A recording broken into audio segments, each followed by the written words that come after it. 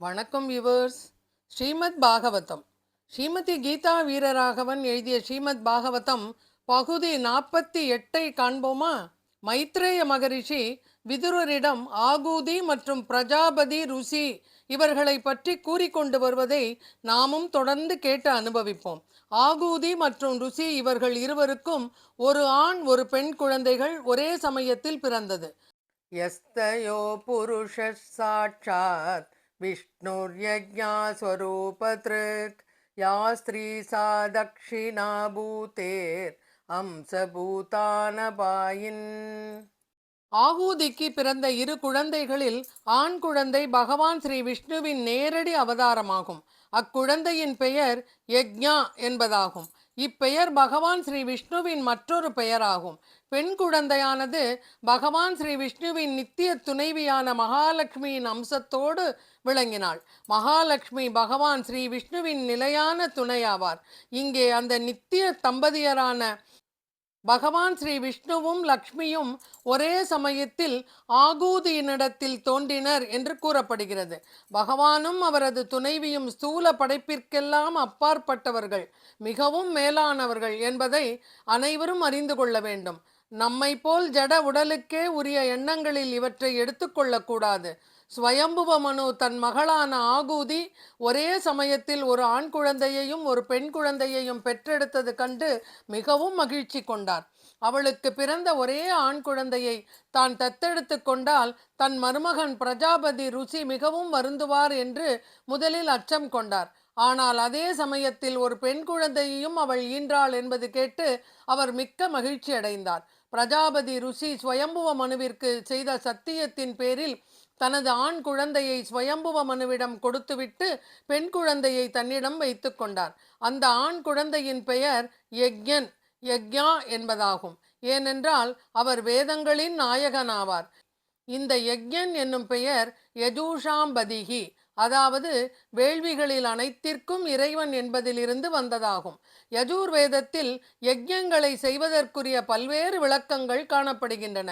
மேலும் அவ்வேள்விகள் அனைத்திற்கும் நாயகனாக விளங்குபவர் பரமபுருஷ பகவானான ஸ்ரீ விஷ்ணுவே ஆவார்.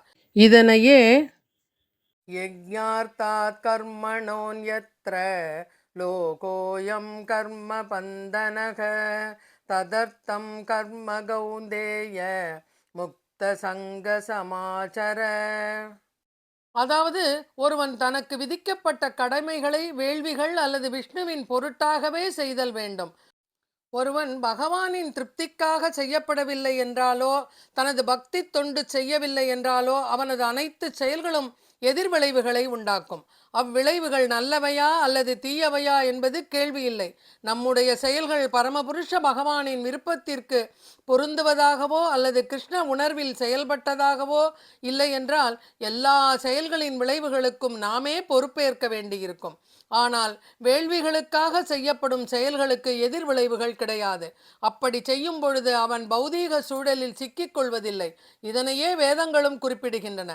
வேள்விகளின் நாயகரான பகவானையே தனது கணவராக அடைய வேண்டும் என்று இருந்த தட்சிணாவை யக்ஞன் மனம் புரிந்து கொண்டார். முன் உதாரணமாக வாழும் கணவனையும் மனைவியையும் பொதுவாக லக்ஷ்மி நாராயணன் என்று அழைப்பது வழக்கம். ஏனெனில் லக்ஷ்மி நாராயணர் இருவரும் என்றும் இன்புற்று வாழும் தம்பதியராவர். கணவன் மனைவி இருவரும் ஒருவரோடு ஒருவர் நிறைவோடு வாழ்ந்தார்கள் என்றால் அதிர்ஷ்டலக்ஷ்மி அவர்களது இல்ல கதவை தானே தட்டுவாள் என்று கூறுவது உண்டு. அதாவது கருத்து வேற்றுமையின்றி வாழும் கணவனும் மனைவியும் பொருட்செல்வத்தோடு நன் மக்களாகிய செல்வங்களையும் பெறுவர். கணவன் மனைவி இருவரும் ஒருவருக்கொருவர் விட்டு கொடுத்து வாழும் பொழுது புரிந்து கொண்டு அவர்களுக்கு நற்குணம் உள்ள குழந்தைகள் பிறக்கின்றன. இதன் மூலமே இந்த உலகம் அமைதியும் சாந்தியும் அடையும். அதனால் துரதிருஷ்டவசமாக இந்த கலியுகத்தில் கணவன் மனைவி இருவரும் முன் உதாரணத்திற்கு உரியவர்களாக இல்லாத காரணத்தினால் நல்ல குணமுள்ள குழந்தைகள் அதிகம் பிறப்பதில்லை.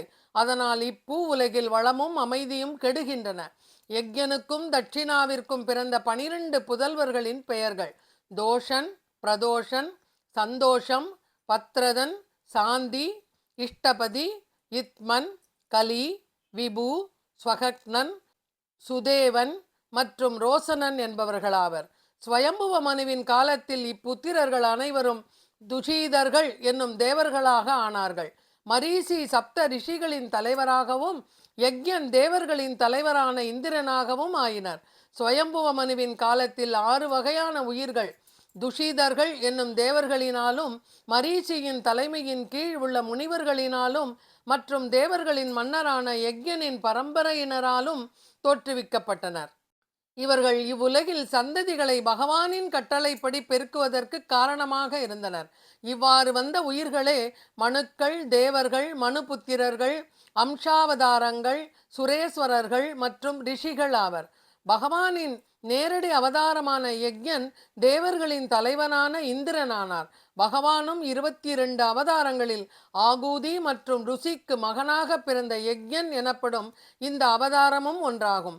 இதனையே விஷ்ணு சகஸ்ரநாமத்திலும் யக்ஞ இஜ்ஜோ மகே சக்ரது சத்ரம் என்ற அடியில் யக்ஞஸ்வரூபி, யக்ஞ யாக யக்ஞ வடிவானவர், அதற்கு பயனை அளிப்பவர், இஜ்ய உலக செல்வத்தை வேண்டுபவர்களால் இந்திரன் முதலான தேவர்கள் உருவில் பூஜிக்கப்படுபவர், மகேஜ்ய அவனையே விரும்புபவர்களால் நேரே பூஜிக்கப்படுபவர், கிரதுக பஞ்சமகா யக்ஞம் முதலியவற்றால் பூஜிக்கப்படுபவர்கள், சத்தரம் பலரால் நீண்ட காலம் செய்யப்படும் சத்திர யாகத்தில் பூஜிக்கப்படுபவர். மேலும் யக்ஞோ யக்ஞபதிர்யஜ்வா யக்ஞாங்கோ யக்ஞவாகனக யக்ஞ பிரத்யக்ஞ கிருத்யக்ஞி யக்ஞ புக்யக்ஞ சாதனக யக்ஞாந்த கிருத்யக்ஞ குஹ்ய மன்ன மன்னாத ஏவச்ச. வேள்வியும் பயனுமாக இருப்பவர் பகவான் யக்ஞனே. யக்ஞ பொருளை கொண்டு யக்ஞம் செய்ய ஆற்றல் இல்லாதவர்களுக்கு ஜப யக்ஞமாய் இருப்பவர். யக்ஞபதி யக்ஞத்திற்கு பலனை கொடுப்பவர். யஜ்வா ஆற்றல் இல்லாதவர்களுக்காக தானே எஜமானனாக இருந்து யாகம் செய்பவர். யக்ஞாங்கக சக்தி உள்ளவர்கள் செய்யும் யாகங்களும் தனக்கு கீழ்ப்பட்டிருக்கும்படி செய்பவர். யக்ஞவாகனக யாகம் செய்ய இன்றியமையாதவையான திறமை, ஈடுபாடு, தகுதி ஆகியவற்றை கொடுத்து யாகத்தை நடத்துபவர். யக்ஞபிருத் யாகத்தில் குறைகள் இருந்தாலும் தம்மை நினைத்து செய்யப்படும் பூர்ணாகுதியால் அதை முழுமையடையச் செய்பவர். யக்ஞகிருத் உலக நன்மைக்காக தொடங்கிய போது யாகத்தை படைத்தவர். யக்ஞி அனைத்து யாகங்களும் இவரை குறித்தே செய்யப்படுகிறபடியால் யாகங்களுக்கு தலைவர். யக்ஞபுக் யக்ஞத்திலே கொடுக்கப்படும் ஆகூதியை அனுபவிப்பவர் அல்லது யக்ஞத்தை காப்பவர். யக்ஞ சாதனக யாகங்களை தம்மை அடையும் சாதனமாக காட்டுவிப்பவர். யக்ஞாந்த கிருத் யாகத்தின் முடிவான பயன் பெருமானை அடைவதே சிறந்த பயன் என்னும் அறிவை புகட்டுபவர். யக்ஞ குஹ்யம் யாகங்களுக்குள் ரகசியமாகிய ஞான யக்ஞமாக இருப்பவன். பூர்ணரான பகவான் யாகத்தில் கொடுக்கப்படும் பொருள்களை எதிர்பார்த்து ஏற்று திருப்தி அடைவது போல் நடிக்கிறார். இந்த ரகசியத்தை மெய் அன்பர்களே அறிவார்கள். மேற்கூறிய இவை அனைத்துமே விஷ்ணு சகஸ்ரநாமத்தில் உள்ள பகவான் யக்ஞரின் நாமங்களாகும். ஸ்ரீ விஷ்ணுவே யாகத்திற்கு ஒத்தவராவார். இந்த யக்ஞன் பகவானின் 7வது அவதாரமாகும். இப்படி யக்ஞனை பற்றி மைத்ரேய மகரிஷி விதுரருக்கு கூறினார். ஸ்வயம்புவ மனுவின் மகனான உத்தான பாதனை பற்றி அடுத்த பகுதியில் காண்போமா? நன்றி, வணக்கம்.